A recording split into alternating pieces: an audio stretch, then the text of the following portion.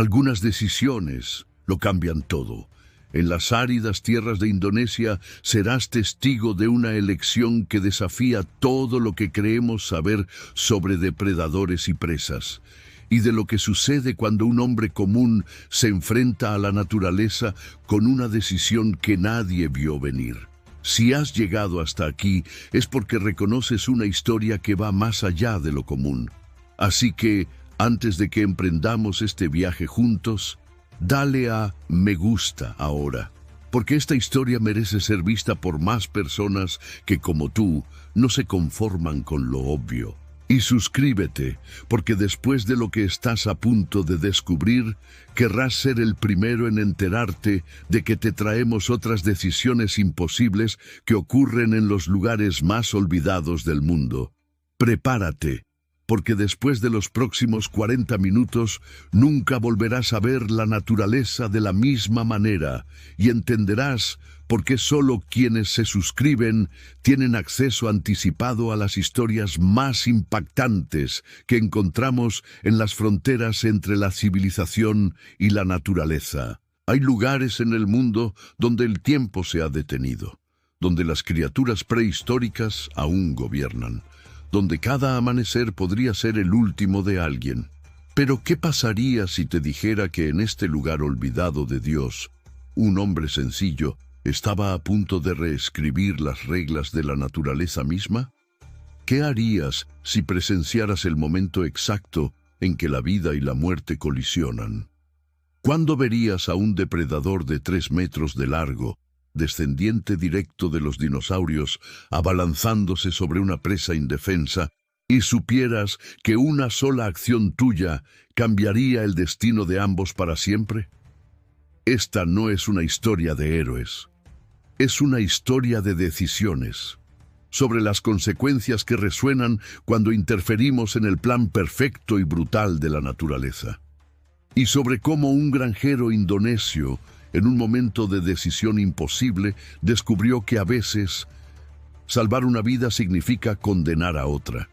Imagina un mundo donde te ponen automáticamente en el menú, donde cada movimiento es calculado por máquinas de matar que han evolucionado durante 4 millones de años hasta la perfección.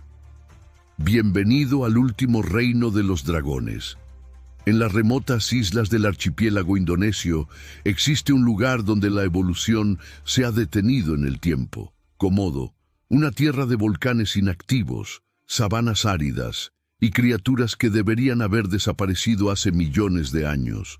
Aquí, entre la escasa vegetación y las rocas volcánicas, aún deambulan los últimos dragones de la tierra. El dragón de Komodo no es solo un gran lagarto. Es una máquina de matar perfeccionada por la selección natural, 3 metros de puro músculo e instinto, mandíbulas capaces de romper huesos de un solo mordisco, saliva cargada con más de 50 tipos de bacterias letales y una paciencia que puede durar días, esperando el momento perfecto para atacar. Pero incluso en este antiguo reino, la vida humana existe. Pequeñas comunidades de agricultores han aprendido durante generaciones a coexistir con estos depredadores.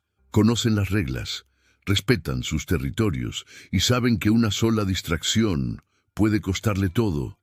Wayan conocía estas reglas.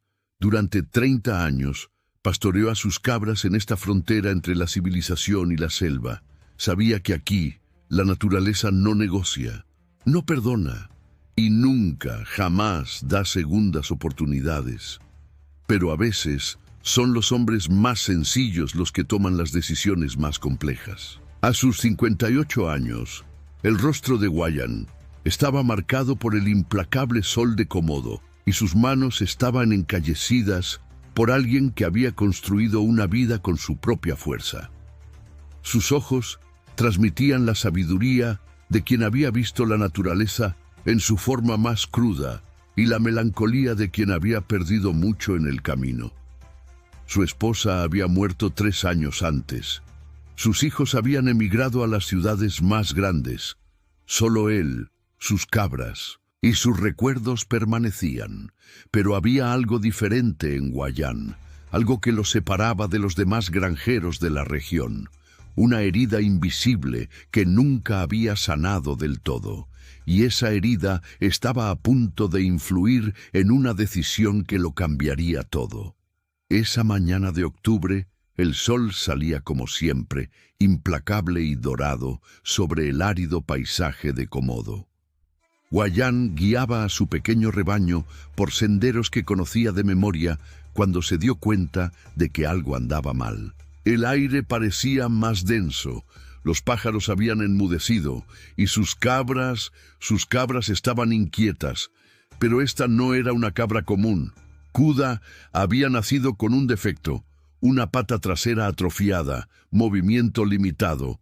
Para cualquier depredador era una presa fácil. Para Hua-Yan era algo mucho más complicado. 3 años antes, cuando Kuda nació condenado, Hua-Yan tomó su primera decisión. Salvó lo que la naturaleza había rechazado. Lo alimentó con biberón cuando su madre lo abandonó. Lo cargó a la espalda cuando no pudo seguir el ritmo de la manada. Construyó un refugio especial para protegerlo de las lluvias torrenciales. Y lenta y pacientemente le enseñó a sobrevivir con solo 3 patas funcionales. Kuda no era solo una cabra para Hua-Yan. Era la prueba de que el amor puede desafiar las leyes más crueles de la naturaleza. Era la prueba de que cuidar a los frágiles, a los rechazados, a los imperfectos, aún tenía sentido en un mundo que parecía haber perdido la compasión. Era, quizás, la última conexión emocional que Hua-Yan tenía con la esperanza. Pero esa mañana, mientras la manada pastaba en la ladera familiar, Hua-Yan notó movimientos extraños entre los árboles ralos. Algo grande se movía con la paciencia mortal que conocía bien. Y el viento. El viento soplaba en la dirección equivocada. El dragón había detectado el olor. A 500 metros de distancia, entre las sombras proyectadas por las retorcidas acacias, se movía. Silencioso. Calculador. Cada paso medido con la precisión de un depredador que no conoce el fracaso. Sus fosas nasales dilatadas captaban no solo el aroma de las cabras, sino algo más específico. El aroma del miedo, de la fragilidad, de la presa perfecta. Kuda pastaba aislado del resto de la manada, como siempre. Su pata marchita lo obligaba a buscar matas de hierba en terreno más llano, lejos de los demás animales. No sabía que este rasgo, que Hua-Yan veía como un rasgo cariñoso, era precisamente lo que lo convertía en el objetivo ideal. El dragón se detuvo, levantó la cabeza. Su lengua bífida emergió y se retrajo rápidamente, analizando las moléculas de olor en el aire. 3 metros de antiguo depredador, procesando información con una eficiencia que la tecnología moderna aún no puede replicar. Y entonces eligió a su presa. Hua-Yan notó el movimiento una fracción de segundo demasiado tarde. El dragón había comenzado su aproximación final. Ya no caminaba, se deslizaba entre la vegetación con la fluidez mortal de quien había practicado esta danza durante millones de años. Y Kuda seguía pastando, inconsciente pues su discapacidad física le impedía percibir el peligro inminente. Fue en ese momento que Hua-Yan sintió el peso de la pequeña jeringa en el bolsillo de su camisa. Y fue en ese momento que se reveló una terrible verdad. Lo que Hua-Yan no sabía era que Hua-Yan no era solo un granjero. Era un hombre destrozado. 3 semanas antes, el veterinario del pueblo le había dado el diagnóstico que temía. Kuda estaba desarrollando una enfermedad degenerativa incurable. Dolor constante que solo empeoraría, músculos que se atrofiarían progresivamente, huesos que se desintegrarían lentamente, una muerte lenta, dolorosa e inevitable. El veterinario había sido claro. Hua-Yan, puedes dejar que la naturaleza siga su curso y verlo sufrir durante meses, o puedes hacerlo más compasivo. Y le había entregado una pequeña y discreta jeringa llena de una sustancia que detendría todo dolor en segundos. Durante 3 semanas, Wayan llevó esa jeringa. Durante 3 semanas, vio a Kuda cojear por el pasto, buscando señales de dolor, señales de sufrimiento, señales de que había llegado el momento de tomar la decisión más difícil de su vida. Y esa mañana, había salido de casa con determinación. No estaba allí para pastorear el rebaño, estaba allí para despedirse. Pero ahora, viendo al dragón acercarse a Kuda con la inevitabilidad de la muerte natural, Wayan se enfrentó a una elección para la que ningún manual de cría de animales podría prepararlo. Dejar que la naturaleza siguiera su curso brutal y rápido, o intervenir para administrar su propia versión de misericordia. 7 pies. El dragón detectó el olor del miedo. Kuda finalmente se dio cuenta de que algo andaba mal, pero su movilidad limitada hizo imposible escapar. 5 pies. El dragón aceleró ligeramente, ya no sigilo, sino un ataque controlado. 1 metro. Wayan apareció en la cima de la colina y vio su peor opción materializarse ante sus ojos. El tiempo pareció estirarse como una banda elástica a punto de romperse. Wayan podía oír su propio latido, el sonido del viento en las hojas secas, la respiración agitada del dragón y a lo lejos el balido confuso de Kuda, intentando comprender por qué no podía moverse con la suficiente rapidez. Tenía 2 opciones y ambas devastadoras. Dejar que el dragón matara a Kuda, una muerte violenta pero rápida, o intervenir, salvar a Kuda del dragón, y luego administrarle la inyección letal y ahorrarle meses de creciente agonía. Pero había un tercer elemento en esta trágica ecuación que lo complicaba todo aún más. Wayan sabía que si interfería en el ataque, si privaba al dragón de su presa natural, estaría alterando un equilibrio que había existido durante milenios. Los dragones de Komodo no son solo depredadores, son partes esenciales de un ecosistema frágil, y en esa región las presas escaseaban. Fue entonces cuando una terrible idea comenzó a formarse en su mente, una idea que hizo que su conciencia gritara en protesta, pero que su retorcida lógica comenzaba a aceptar como efectiva. ¿Y si pudiera resolver ambos problemas con una sola acción? La jeringa en su bolsillo no solo contenía un sedante letal, contenía una concentración de sustancias que, si eran consumidas por un depredador a través de su presa, tendrían consecuencias devastadoras. Wayan sacó la jeringa, le temblaban las manos, no por miedo al dragón, sino por lo que estaba a punto de hacer. Iba a salvar a Kuda del ataque, a administrarle una eutanasia compasiva, sabiendo que cuando el dragón consumiera a la cabra envenenada, también estaría condenando al depredador. El dragón estaba a 2 pies de Kuda cuando Wayan gritó, un grito primario y desesperado que resonó por las áridas colinas e hizo dudar al depredador por una fracción de segundo. El tiempo suficiente para que Wayan alcanzara a Kuda y con un movimiento rápido y preciso le administrara la inyección. Kuda lo miró con esos ojos que Wayan conocía desde hacía 3 años.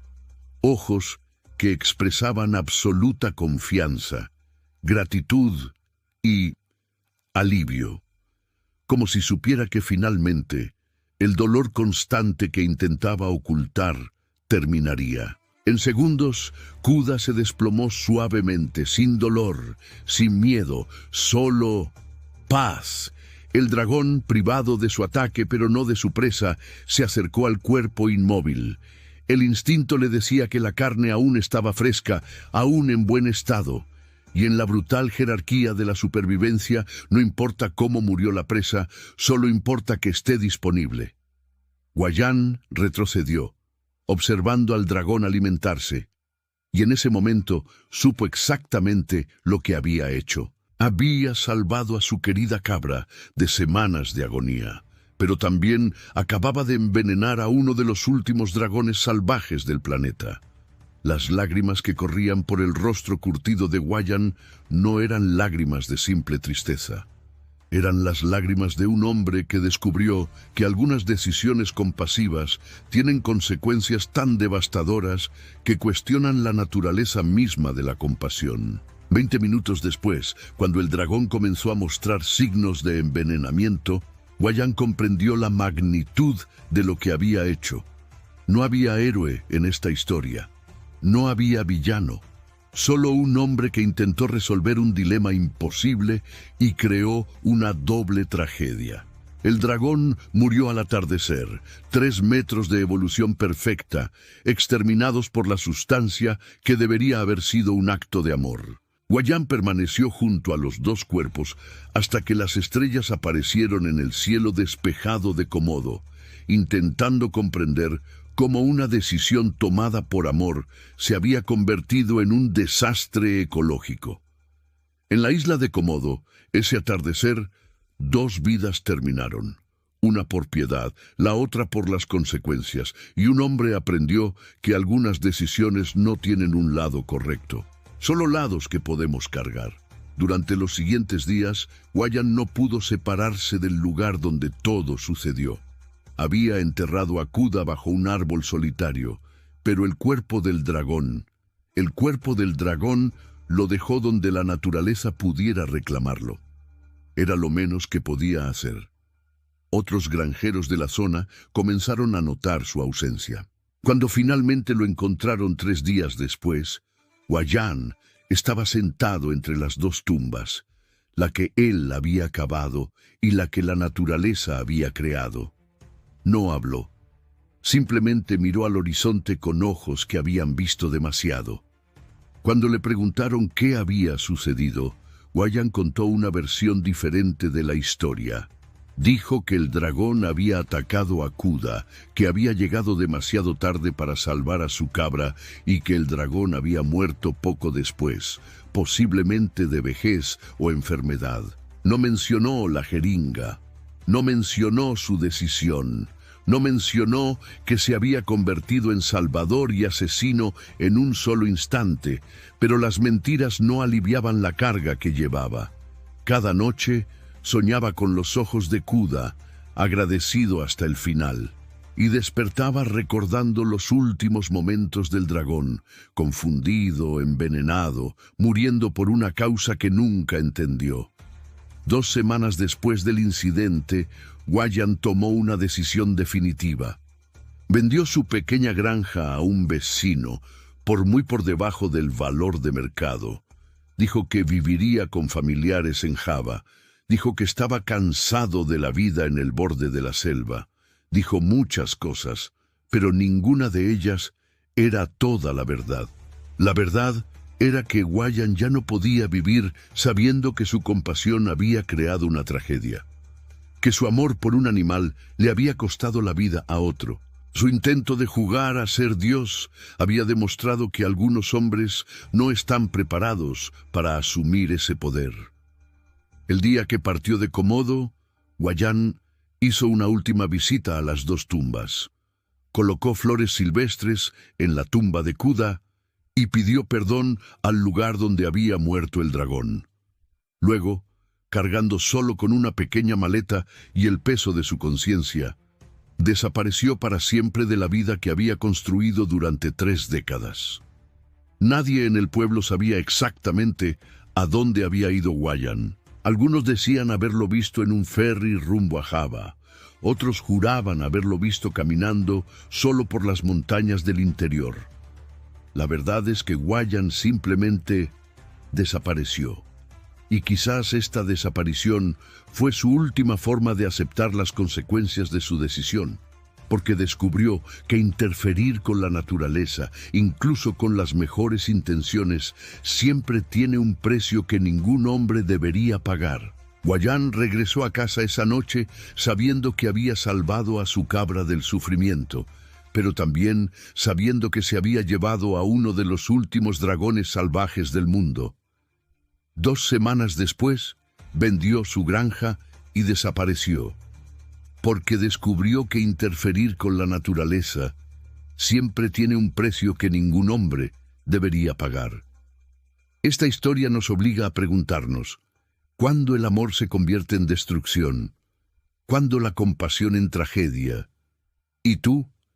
¿Qué decisión tomarías si fueras Guyan? Porque en algún lugar del mundo alguien se enfrenta a esta decisión ahora mismo, y el resultado podría ser más devastador de lo que imaginamos.